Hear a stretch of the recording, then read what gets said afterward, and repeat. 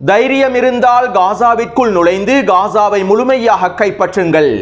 காசாவின் கல்லறைகளை கண்டு அஞ்சும் இஸ்ரேலி ஆக்கிரமிப்பு இராணுவ தலைமை அதிகாரி எல் ஜமீரும் காசாவின் கல்லறைகள் தான் எனக்கு தேவை என அடம்பிடிக்கும் நெட்டன்யாகுவும் டொனால்ட் ட்ரம்பின் முழுமையான அனுமதியோடு காசா தொடர்பான திட்டத்தினை முன்வைத்த நெட்டன்யாகுவும் இந்த திட்டத்தினுடைய 6 படிமுறைகளும் இஸ்ரேலி ஆக்கிரமிப்பின் அழிவுக்காக பலமடைந்த நெட்டன்யாகுவின் அரசியல் கூட்டமைப்பும் ஆக்கிரமிப்பின் அழிவு வரை பிரதமர் பதவியில் இருக்கப் போகும் நெட்டன்யாகுவும் லெபனானிலே ஏற்பட்டிருக்கக்கூடிய உச்ச பதற்றங்களும் பெய்ரூட்டை நோக்கி அணிதிரண்டிருக்கக்கூடிய தெற்கு லெபனான் மக்களும் ஹிஸ்புல்லாவுக்கு ஆதரவான போராட்டங்களும் அடுத்த கட்ட நகர்வுகளும்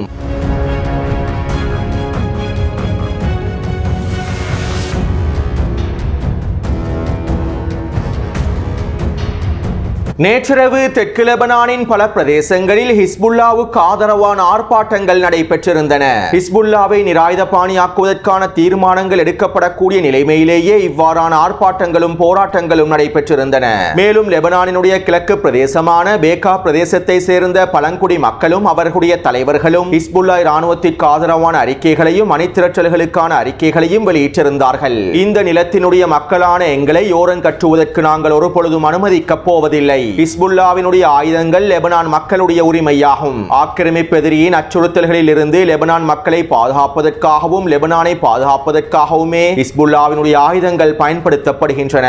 லெபனான் மக்களுடைய உரிமையில் ஹிஸ்புல்லா இராணுவத்தினுடைய ஆயுதங்கள் முக்கிய இடத்தை பிடித்துள்ளன.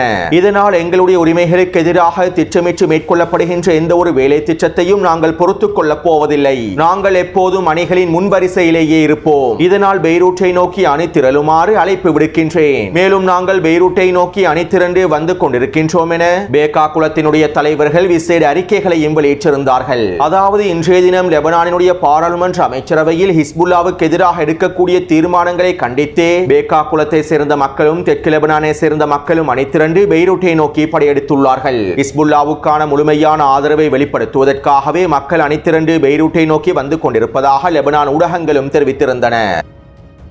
அது மட்டுமல்லாமல் இன்று காலையிலிருந்தே லெபனானுடைய பாராளுமன்றத்திற்கு பாதுகாப்பு அதிகரிக்கப்பட்டுள்ளது. இன்றைய அமைச்சரவை கூட்டத்திற்கான பாதுகாப்பும் அதிகரிக்கப்பட்டுள்ளது.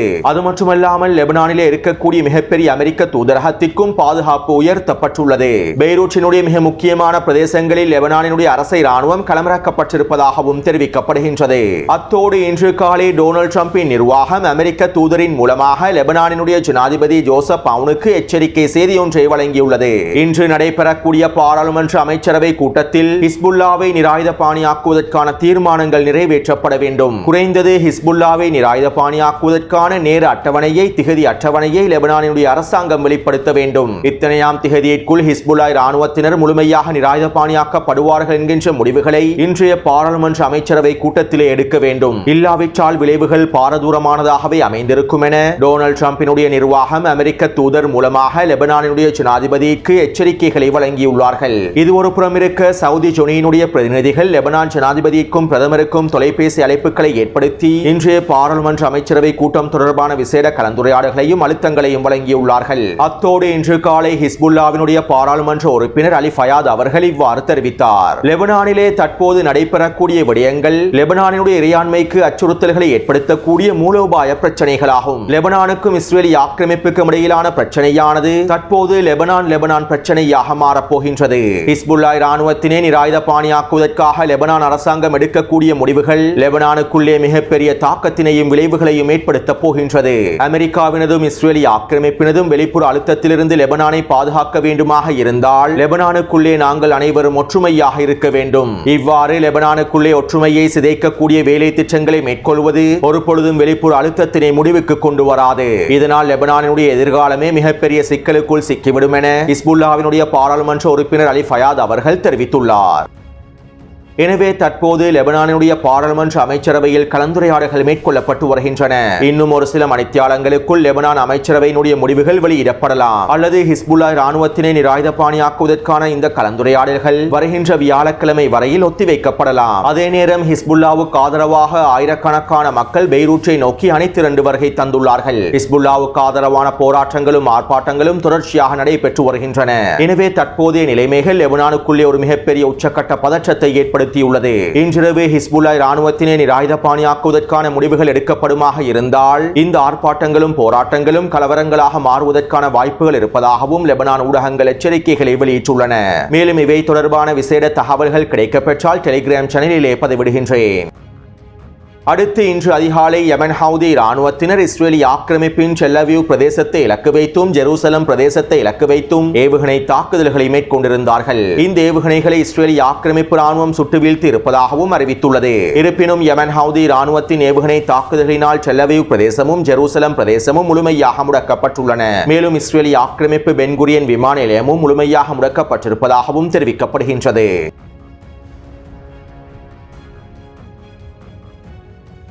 காசாவின் யுத்த நிறுத்த பேச்சுவார்த்தைகள் முடங்கியுள்ளன. காசாவிற்குள்ளே குறைந்தது ஒரு நாளைக்கு 500 உணவு வண்டிகளாவது அனுமதிக்கப்பட்டால் மாத்திரமே நாங்கள் யுத்த நிறுத்த பேச்சுவார்த்தைகளில் கலந்து கொள்வோம் என ஹமாஸினுடைய தலைவர்களும் உறுதியான நிலைப்பாட்டில் இருக்கின்றார்கள். அதே போன்று காசாவிலே ஹமாஸை முழுமையாக நிராயுதபாணியாக்கக்கூடிய நிபந்தனைகள் ஒப்பந்தங்களில் சேர்த்துக் கொள்ளப்பட வேண்டும் என்றும் ஹமாஸை நிராயுதபாணியாக்காத எந்த ஒரு ஒப்பந்தத்தையும் இதற்கு பிறகு ஏற்றுக்கொள்ளப் போவதில்லை என்றும் ஒரு பகுதி ஒப்பந்தத்தினை இதற்கு பிறகு காசாவிலே மேற்கொண்டு கைதிகளை மீட்டெடுப்பதனால் எதுவுமே மாறப்போவதில்லை என்றும் ஹமாஸை நிராயுதபாணியாக்கி ஒட்டுமொத்த பணைய கைதிகளையும் முழுமையாக மீட்டெடுப்பதற்கான வேலை திட்டங்களையே இனி வரக்கூடிய ஒப்பந்தங்களில் மேற்கொள்ள வேண்டும் என்றும் அமெரிக்க தூதர் ஸ்டீவ் விட்கோஃபும் நெட்டன்யாகுவும் உறுதிமொழி எடுத்திருப்பதாக இஸ்ரேலி ஆக்கிரமிப்பு ஊடகங்கள் தெரிவித்துள்ளன. அதாவது காசாவிலே ஹமாஸை முழுமையாக நிராயுதபாணியாக்கி அனைத்து பணைய கைதிகளையும் மீட்டெடுக்கக்கூடிய வேலை திட்டங்களையே இதற்கு பிறகு அமெரிக்காவும் இஸ்ரேலி ஆக்கிரமிப்பும் ஒன்றிணைந்து மேற்கொள்ளும் என்று தெரிவிக்கப்படுகின்றது. ஏற்கனவே காசாவில் ஹமாஸை நிராயுதபாணியாக்குவதற்கான உச்சக்கட்ட அழுத்தங்களையும் முழுமையான ஆதரவையும் அடிமை அரபு நாடுகள் வெளிப்படுத்தியுள்ளார்கள். ஹமாஸ் நிராயுதபாணியாக்கப்பட்டு சரணடைவதன் மூலமாக காசாவிலே யுத்த நிறுத்தத்தினை ஏற்படுத்த முடியும் என்று இந்த அடிமை அரபு நாடுகளும் அமெரிக்காவுக்கும் இஸ்ரேலி ஆக்கிரமிப்புக்கும் சார்பாக இருக்கின்றார்கள். இவ்வாறு அடிமை அரபு நாடுகளும் ஹமாஸை நிராயுதபாணியாக்குவதற்கான முழுமையான அழுத்தங்களை வழங்கி வருவதனால் டொனால்ட் ட்ரம்பும் நெட்டன்யாகுவும் ஹமாஸை நிராயுதபாணியாக்குவதற்கான அடுத்த கட்ட வேலை திட்டங்களையே மும்முரமாக மேற்கொண்டு வருகின்றார்கள். இதற்கமைவாக நேற்றிரவு நெட்டன்யாகுவுக்கும் மொசாடினுடைய தலைமைகளுக்கும் இடையில் விசேட கலந்துரையாடல்கள் நடைபெற்றுள்ளன. இந்த கலந்துரையாடலின் போது காசாவிற்கு வெளியே இருக்கக்கூடிய ஹமாஸினுடைய தலைவர்களை படுகொலை செய்வதற்கான அனுமதியை நெட்டன்யாகு மொசாடுக்கு வழங்கி இருப்பதாக தகவல்கள் வெளியாகியுள்ளன. காசாவிற்கு வெளியே கத்தாரிலும் லெபனானிலும் இருக்கக்கூடிய ஹமாஸினுடைய தலைவர்களை படுகொலை செய்வதற்கான அனுமதியையே நெட்டன்யாகு வழங்கி இருப்பதாக இஸ்ரேலி ஆக்கிரமிப்பின் வல்லா ஊடகமும் செய்திகளை வெளியிட்டிருந்தது. இதைத் தொடர்ந்து ஹமாஸினுடைய அரசியல் பணியக உறுப்பினர் ஹுஸ்ஸாம் பத்ரான் அவர்கள் இவ்வாறு தெரிவித்துள்ளார். தற்போது பேச்சுவார்த்தைகளில் எந்த பிரதிநிதிகளும் இல்லை. காசாவிற்குள்ளே உணவுப் பொருட்களை முழுமையாக அனுமதிப்பது தொடர்பாகவே நாங்கள் மத்தியஸ்தர்களோடு கலந்துரையாடல்களை மேற்கொண்டு வருகின்றோம். இதை தவிர வேறு எந்த பேச்சுவார்த்தைகளும் மேற்கொள்ளப்படவில்லை. தற்போது பந்தானது அமெரிக்காவினதும் ஆக்கிரமிப்பினதும் பகுதியிலேயே இருக்கின்றது. நாங்கள் எங்களுடைய நிலைப்பாட்டில் உறுதியாகவே இருக்கின்றோம். எங்களுடைய நிபந்தனைகள் பலஸ்தீனிய மக்களுக்குரிய சாதாரண உரிமைகளாகும். பலஸ்தீனிய மக்களுடைய சாதாரண உரிமைகளையே நாங்கள் கோருகின்றோம். அமெரிக்க தூதர் ஸ்டீவ் விட்கோஃபும் ஆக்கிரமிப்பும் அவர்களுக்கிடையில் பேச்சுவார்த்தைகளை மேற்கொண்டு வருகின்றார்கள். தற்போது எந்தவிதமான புதிய திட்டங்களோ புதிய முன்மொழிவுகளோ முன்வைக்கப்படவில்லை. மேலும் எங்களுடைய நிலைப்பாடானது தர்க்க ரீதியானது. எங்களுடைய ஆயுதங்கள் பலஸ்தீனிய மக்களுக்கு சொந்தமானதாகும். காசாவில் இருக்கக்கூடிய ஒட்டுமொத்த ஆயுதங்களும் ஹமாஸுக்கு மாத்திரம் சொந்தமானதல்ல. இந்த ஆயுதங்கள் அனைத்தும் பலஸ்தீனிய மக்களுக்கு சொந்தமானதாகும். மேலும் எதிர்ப்பினுடைய ஆயுதங்கள் பலஸ்தீனிய மக்களுடைய உரிமையாகும். அத்தோடு எங்களுடைய ஆயுதங்கள் தொடர்பான பிரச்சனைகள் பலஸ்தீனிய உள்விவகார பிரச்சனையாகும். பலஸ்தீனிய மக்களே இவை தொடர்பாக தீர்மானிப்பார்கள். மேலும் இந்த பலஸ்தீனிய உள்விவகார பிரச்சனைகளில் வெளியிலிருந்து யாருக்கும் தலையிட உரிமை கிடையாது. ஒரு முழுமையான இறையாண்மையை கொண்ட பலஸ்தீனிய தேசத்தினுடைய ஆயுதமாகவே எதிர்ப்பினுடைய ஆயுதம் காணப்படுகின்றது. சுதந்திரமான பலஸ்தீனிய அரசின் ஆயுதமாகவே பலஸ்தீனிய போராளிகளுடைய ஆயுதம் காணப்படுகின்றது. காசாவிலே இருக்கக்கூடிய எதிர்ப்புகளுடைய ஆயுதம் பலஸ்தீனிய இராணுவத்தினுடைய ஆயுதமாகும். ஒரு சுதந்திர தேசமாக உருவாக்கப்பட போகும் பலஸ்தீனிய தேசத்தின் ஆயுதமாகவே எதிர்ப்பினுடைய ஆயுதங்கள் காணப்பட போகின்றன. இங்கு பிரச்சனை என்பது எதிர்ப்பினுடைய ஆயுதம் அல்ல. பலஸ்தீனிய மக்கள் அவர்களுடைய நிலங்களை முழுமையாக மீட்டெடுக்கும் வரை இந்த பகுதியானது ஒரு பொழுதும் அமைதி அடைய போவதில்லை. ஒஸ்லோ உடன்படிக்கையானது தோல்வி அடைந்து விட்டது. மேலும் இஸ்ரேலிய ஆக்கிரமிப்பை அங்கீகரிப்பது மிகப்பெரிய குற்றமாகும். ஒரு பொழுதும் எங்களுடைய பலஸ்தீனிய மக்கள் இஸ்ரேலிய ஆக்கிரமிப்பை அங்கீகரிக்கவே மாட்டார்கள். நாங்கள் ஒரு பொழுதும் ஆக்கிரமிப்பை அங்கீகரிக்க போவதில்லை. சுதந்திர பலஸ்தீனிய தேசத்தினை உருவாக்கக்கூடிய எந்த ஒரு அரபு நாட்டினுடைய அல்லது பிராந்தியத்தினுடைய முயற்சிகளை நாங்கள் வரவேற்கின்றோம். ஆனால் ஒரு பொழுதும் எதிர்ப்பானது ஆயுதங்களை கீழே வைக்கப் போவதில்லை. காசாவில் இருக்கக்கூடிய எதிர்ப்பினுடைய ஆயுதங்கள் சுதந்திர பலஸ்தீனிய தேச இராணுவத்தினுடைய ஆயுதங்களாகும். காசாவிற்குள்ளேயும் காசாவிற்கு வெளியேயும் இருக்கக்கூடிய ஹமாஸினுடைய தலைவர்களை படுகொலை செய்ய போவதாக ஆக்கிரமிப்பு அச்சுறுத்துகின்றது. உண்மையில் இந்த அச்சுறுத்தல்கள் அர்த்தமற்றவையாகும். ஏனென்றால் தலைவர்களை படுகொலை செய்வதனால் எந்தவிதமான மாற்றமும் ஏற்பட போவதில்லை. பலஸ்தீனிய மக்களின் உரிமைகள் முழுமையாக மீட்டெடுக்கப்படும் வரை எங்களுடைய போராட்டம் தொடரும் என ஹமாஸினுடைய அரசியல் பணியகத்தினுடைய உறுப்பினர் ஹொஸ்ஸாம் பத்ரான் அவர்கள் தெரிவித்துள்ளார். அடுத்து ஹரேடி யூதர்களை இராணுவத்திலே இணைத்துக் கொள்ளக்கூடிய சட்ட மூலத்தினை ஒரு பொழுதும் திரும்ப பெறப் போவதில்லை என இஸ்ரேலிய தேசிய பாதுகாப்பு சபையினுடைய தலைவராகவும் இருக்கக்கூடிய யூலி எடெல்ஸ்டீன் தொடர்ச்சியான கருத்துக்களை வெளியிட்டு வந்தார். இப்படியான நிலைமையில் நேற்றைய தினம் யூலி எடெல்ஸ்டீனை பதவியிலிருந்து நீக்குவதற்கான வாக்கெடுப்புகள் நிகழ்த்தப்பட்டிருந்தன. இவரை பதவியிலிருந்து நீக்கி இந்த சட்டத்தினை திரும்ப பெறாவிட்டால் நெட்டன்யாகுவின் கூட்டணியானது கலைக்கப்படுவதற்கான வாய்ப்புகள் இருந்தன. எனவே நெட்டன்யாகுவின் கூட்டணியை பாதுகாப்பதற்காக நெட்டன்யாகு இவரை பதவியிலிருந்து நீக்குவதற்கான முன்மொழிவுகளை முன்வைத்து வாக்கெடுப்புகளை நிகழ்த்தி அதிலே வெற்றி பெற்றுள்ளார். இதற்கமைவாக தற்போது எல்டஸ்டீன் பதவியிலிருந்து நீக்கப்பட்டு புவாஸ் மிஸ்மத் என்பவர் தேசிய பாதுகாப்பு சபையினுடைய தலைவராக நியமிக்கப்பட்டுள்ளார். இதைத் தொடர்ந்து ஹரேடி யூதர்களுடைய மிகப்பெரிய கட்சியான ஷாட்ஸ் கட்சியானது நெட்டன்யாகுவின் கூட்டமைப்பிலே மீண்டும் இணைந்து கொள்வதாக அறிவித்தது. 11 பாராளுமன்ற உறுப்பினர்களை கொண்டிருக்கக்கூடிய ஷாட்ஸ் கட்சியானது கடந்த 2 வாரங்களுக்கு முன்பு நெட்டன்யாகுவின் கூட்டணியில் இருந்து வெளியேறியிருந்தது. எனவே தற்போது யூலி எடெல்ஸ்டீன் பதவியிலிருந்து நீக்கப்பட்டதை தொடர்ந்து ஷாட்ஸ் கட்சியானது நெட்டன்யாகுவின் கூட்டமைப்போடு இணைந்து முழுமையான ஆதரவை வெளிப்படுத்தியுள்ளது. மேலும் இனிவரக்கூடிய நாட்களில் நெட்டன்யாகுவின் கூட்டமைப்பிலிருந்து விலகி இருக்கக்கூடிய ஹரேடி யூதர்களுடைய கட்சிகளும் நெட்டன்யாகுவின் கூட்டமைப்பில் இணைந்து கொள்ளப் போவதாகவும் செய்திகள் வெளியாகியுள்ளன. அதேபோன்று நெட்டன்யாகுவின் ஊழல் வழக்கு விசாரணைகளுக்கு ஆதரவாகவும் நெட்டன்யாகுவுக்கு எதிராகவும் இருக்கக்கூடிய இஸ்ரேலிய ஆக்கிரமிப்பு அரசாங்கத்தின் அட்டர்னி ஜெனரலை பதவியிலிருந்து நீக்குவதற்கான வேலை திட்டங்களையும் நெட்டன்யாகு முன்னெடுத்துள்ளார். இதற்கமைவாக நேற்றைய தினம் நடைபெற்ற அமைச்சரவை கூட்டத்தில் அட்டர்னி ஜெனரலை பதவியிலிருந்து நீக்குவதற்கான வாக்கெடுப்புகள் நிகழ்த்தப்பட்டு அவரை பதவியிலிருந்தும் நீக்கியுள்ளார்கள். எனவே தற்போது நெட்டன்யாகுவின் ஊழல் வழக்குகள் பலவீனமடைந்துள்ளது மாத்திரமல்லாமல் நெட்டன்யாகுவின் கூட்டமைப்பும் பலமடைந்து விட்டது. நெட்டன்யாகுவின் அரச கூட்டணியானது உடைவதற்கான வாய்ப்புகள் குறைவடைந்துள்ளன. இடைநிலை தேர்தல் ஒன்றை நடத்தாமல் வருகின்ற 2026ஆம் ஆண்டு அக்டோபர் மாதம் வரைக்கும் நெட்டன்யாகு எந்தவிதமான தடையும் இல்லாமல் அரசாங்கத்தினை கொண்டு செல்வதற்கான காய்கள் நகர்த்தப்பட்டுள்ளன. சுருக்கமாக குறிப்பிடுவதாக இருந்தால் இன்னும் 10 வருடங்களுக்கு பிரதமர் பதவியில் இருப்பதற்கான எல்லாவிதமான வேலை திட்டங்களையும் நெட்டன்யாகு வெற்றிகரமாக மேற்கொண்டு வருகின்றார். இன்னும் ஒரு விதத்தில் குறிப்பிடுவதாக இருந்தால் இஸ்ரேலிய ஆக்கிரமிப்பின் முழுமையான அழிவு வரை நெட்டன்யாகுவே பிரதமர் பதவியில் இருக்கப் போகின்றார். நெட்டன்யாகுவின் தலைமைக்கு கீழால் தான் இஸ்ரேலிய ஆக்கிரமிப்பின் ஒட்டுமொத்த பேரழிவும் உறுதி செய்யப்படும் என்று எழுதியிருந்தால் அதை யாராலும் மாற்றவே முடியாது. அடுத்து காசா தொடர்பான இறுதி முடிவுகளை இன்றைய போரமைச்சரவை கூட்டத்தில் அறிவிக்கப் போவதாக நெட்டன்யாகு தெரிவித்திருந்தார். இவை தொடர்பான முக்கியமான தகவல்களை நேற்றைய காணொலியிலும் குறிப்பிட்டிருந்தேன். அதே நேரம் நேற்றிரவு நெட்டன்யாகு விசேட போரமைச்சரவை கூட்டத்தினையும் நடத்தியிருந்தார். மேலும் நேற்றிரவு நடைபெற்ற விசேட போரமைச்சரவை கூட்டத்தில் காசாவை முழுமையாக கைப்பற்றி இஸ்ரேலிய ஆக்கிரமிப்போடு ஒன்றிணைப்பதற்கான வேலை திட்டங்களையும் நெட்டன்யாகு முன்வைத்திருந்தார். மேலும் நெட்டன்யாகுவின் இந்த முன்மொழிவில் 6 படிமுறைகள் குறிப்பிடப்பட்டுள்ளன. முதலாவது காசாவிலே இராணுவ நடவடிக்கைகளை உச்ச அளவில் விரிவாக்குவதாகும். காசாவிற்குள்ளே உச்ச வான்வழி தாக்குதல்களையும் தரைவழி தாக்குதல்களையும் ஆரம்பித்து காசாவிற்குள்ளே அடுத்த கட்ட உச்ச இராணுவ நடவடிக்கைகளை ஆரம்பிப்பதாகும். இதற்காக இஸ்ரேலிய ஆக்கிரமிப்பின் ஒட்டுமொத்த இராணுவ படைப்பிரிவுகளும் காசாவிற்குள்ளே களமிறக்கப்படும். இரண்டாவது காசாவின் கிழக்கு எல்லை பிரதேசங்களை முழுமையாக இஸ்ரேலோடு இணைத்துக் கொள்வதாகும். தற்போது காசாவின் கிழக்கு எல்லை பிரதேசத்திலே 3 கிலோமீட்டர் வரையில் உள்நோக்கிய பிரதேசங்களை இஸ்ரேலிய ஆக்கிரமிப்பு இராணுவம் இடையக மண்டலமாக பஃபர் ஜோன் பிரதேசமாக அறிவித்துள்ளது. குறித்த வரைபடத்திலே சிவப்பு நிறத்தினால் காண்பிக்கப்பட்டிருக்கக்கூடிய காசாவின் கிழக்கு எல்லை பிரதேசங்கள் பஃபர் ஜோன் பிரதேசமாக அடையாளப்படுத்தப்பட்டுள்ளது.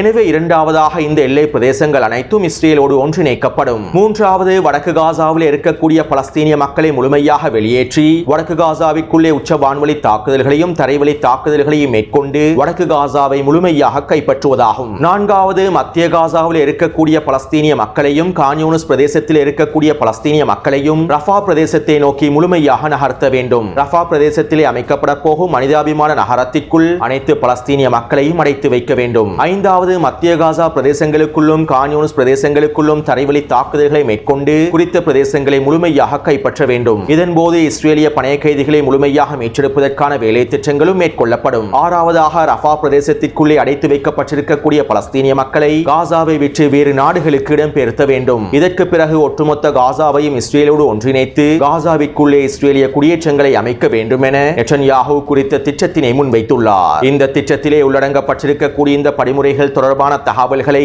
இஸ்ரேலிய ஆக்கிரமிப்பின் வல்லா ஊடகம் வெளியிட்டுள்ளது. அத்தோடு காசாவை முழுமையாக கைப்பற்றி இஸ்ரேலோடு இணைக்கக்கூடிய இந்த திட்டத்திற்கு டொனால்ட் ட்ரம்ப் முழுமையான அனுமதியை வழங்கி இருப்பதாக போர் அமைச்சரவை கூட்டத்தில் நெட்டன்யாஹூ தெரிவித்துள்ளார் என இஸ்ரேலிய ஆக்கிரமிப்பின் எடியோத் ஊடகமானது செய்திகளை வெளியிட்டுள்ளது. மேலும் நேற்றிரவு நடைபெற்ற போர் அமைச்சரவை கூட்டத்தில் நெட்டன்யாஹூவின் இந்த முன்மொழிவுக்கு 80% முழுமையான ஆதரவை வழங்கி இருப்பதாகவும் தெரிவிக்கப்படுகின்றது.